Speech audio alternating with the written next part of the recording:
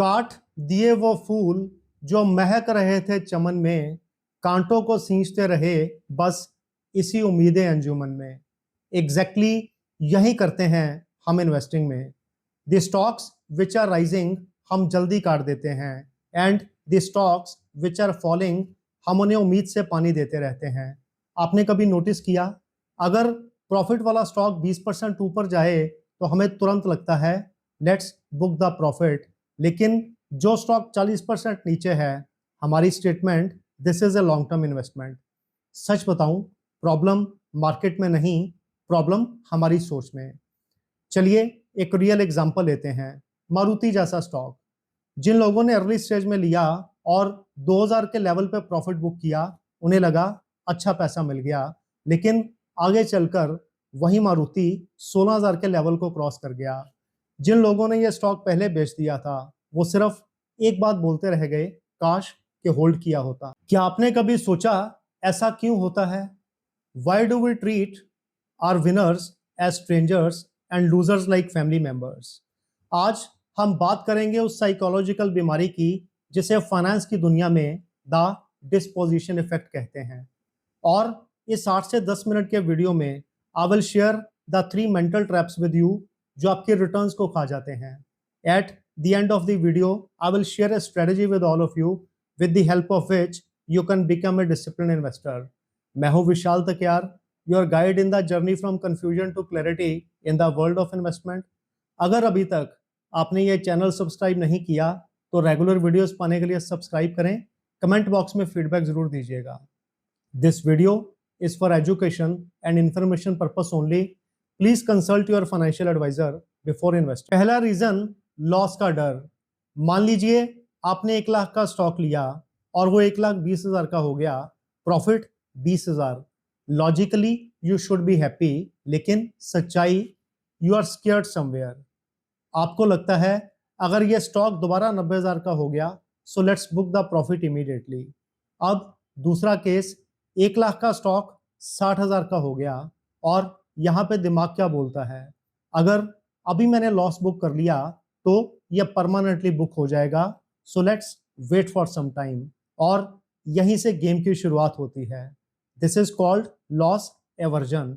मतलब लॉस का दुख प्रॉफिट की खुशी से ज्यादा स्ट्रांग होता है और इसलिए छोटा प्रॉफिट इमीडिएटली बुक और बड़ा loss hold for ever. Reality थोड़ी अनकंफर्टेबल है, but the fact is winning stocks और ऊपर जाते हैं, लेकिन जब आप विनिंग स्टॉक्स को जल्दी सेल कर देते हो, then what you are doing actually, आप कंपाउंडिंग की पावर को बीच में ही काट देते हो। सिंपल लैंग्वेज में समझिए, आपने रेस का घोड़ा बेच दिया और आप गधे को पाल रहे हो। और this is not just theory, it is a fact and it happens in the real life also. अपने पोर्टफोलियो में चेक कीजिए, जो स्टॉक 20 से 25% ऊपर गया, आपने उसमें प्रॉफिट बुक कर लिया, but the stock which is down by 60% you are holding and saying this is for the long term. The fact is you are not scared of the loss, you are scared of the regret. आपको डर है अगर profit और कम हो गया तो आप early exit ले लेते हो, लेकिन लूजर्स के केस में एक उम्मीद वापिस आ जाएगा, थोड़ा टाइम और इसी चक्कर में winners early exit and losers the permanent members. But the fact is you are not investing, you are just trying to manage your emotions. और अगर ये पैटर्न ना बदला, आपका पोर्टफोलियो will never grow. अब सवाल ये है, अगर ये प्रॉब्लम दिमाग का है, then which is the next trap जो आपको और डीप ले जाता है? That is a very dangerous problem and it is called ego. आपने एक स्टॉक लिया, रिसर्च की, कन्विक्शन था एंड यू फेल्ट ये मल्टी बैगर बनेगा, लेकिन स्टॉक 100 से 60 पे आ गया। अब आप बेचते क्यों नहीं? क्योंकि बेचने का मतलब मैं गलत था। इंसान को सबसे ज्यादा क्या पसंद नहीं? गलत होना। इस सिचुएशन में आप क्या करते हो? न्यूज ढूंढते हो जो आपको सपोर्ट करे, यूट्यूब पे confirmation bias, and then you repeatedly say this is just a temporary phase, while the fact is you are not holding the stock, you are just holding your ego. अब एक और बड़ा ही dangerous illusion, जब तक नहीं बेचा तब तक लॉस नहीं हुआ। सुनने में बड़ा ही अच्छा लगता है, लेकिन रियलिटी, अगर 100 का स्टॉक 60 पे आ गया, यू हैव ऑलरेडी लॉस्ट 40,000।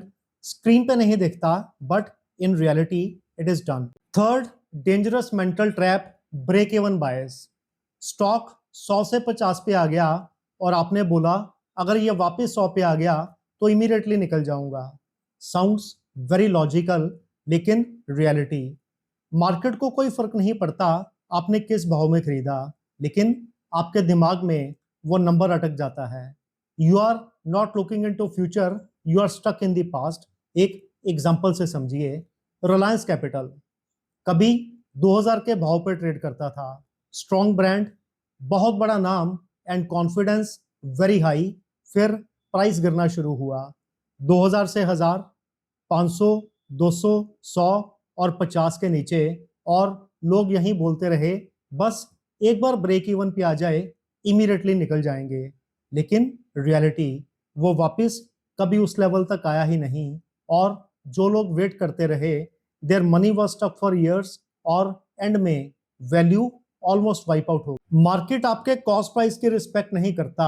अब एक सिंपल सवाल सोचो, अगर आपके पास फ्रेश कैपिटल है तो क्या आप उस स्टॉक में फ्रेश पोजीशन लेंगे? अगर तो answer is no, then why you are holding this position? और इसी चक्कर में capital stuck for years, new opportunities a complete miss, और पोर्टफोलियो ग्रेजुअली वीक। सोचो, आप एक डूबते जहाज में बैठे हो और आप बोल रहे हो मैं तब तक नहीं उतरूंगा जब तक ये वापस पोर्ट पे नहीं पहुंचेगा, and exactly the same thing you are doing with your portfolio. अब सबसे इंपॉर्टेंट सवाल, इस ट्रैप से निकले कैसे हैं? इन्वेस्टिंग की इस बीमारी का इलाज क्या है? तो it is very simple. Investing में पैसा नॉलेज से नहीं, डिसिप्लिन से बनता है। तो प्रैक्टिकल बात करेंगे, 4 सिंपल रूल्स, और अगर आपने ये फॉलो कर लिए तो इन्वेस्टिंग की आधी प्रॉब्लम्स खत्म हो जाएंगी। पहला rule, pre decided exit rules. Stock खरीदते वक्त डिसाइड करो कब सेल करना है और क्यों सेल करना है। इमोशंस पर कुछ मत छोड़ो, क्योंकि when there is a fall in the market, decision आप खुद नहीं, आपका फियर रहता है। रूल 2, विनर्स को ग्रो होने दो। हर एक प्रॉफिट इमीडिएटली बुक करना जरूरी नहीं होता। कभी कभी बेस्ट डिसीजन होता है कुछ ना करना, क्योंकि वेल्थ कभी ट्रेडिंग से नहीं, कंपाउंडिंग से बनती है। रूल 3, लूजर्स को जस्टिफाई मत करो। मान लीजिए अगर आज आपके पास फ्रेश कैश है, तो क्या आप आज उस स्टॉक में पोजीशन लेंगे? अगर आंसर नो है, then why you are holding this stock? Rule 4, अपने पोर्टफोलियो को बिजनेस की तरह देखो। Your portfolio is not a emotional diary, please treat it as a business, और बिजनेस में इमोशंस नहीं, डिसीजंस चलते हैं। मार्केट आपको रिवॉर्ड तब करता है जब आप अपनी ईगो कंट्रोल में करते हो। सक्सेसफुल इन्वेस्टर वो नहीं जो सही स्टॉक चुनता है, बल्कि वो है जो गलत स्टॉक को छोड़ देता है। मार्केट में पैसा बनाना मुश्किल नहीं, लेकिन अपने दिमाग को कंट्रोल में करना सबसे मुश्किल काम। और अगर आपने ये ना किया, आप विनर्स को जल्दी बेचते रहोगे और लूजर्स को लॉन्ग टर्म बोलते रहोगे। अब चॉइस आपकी है। I am sure this video will make a lot of value addition in your investing journey. Comment box में फीडबैक जरूर दीजिएगा। अगर अभी तक आपने ये चैनल सब्सक्राइब नहीं किया तो रेगुलर वीडियोस पाने के लिए सब्सक्राइब करें। Thank you so much and जय हिंद।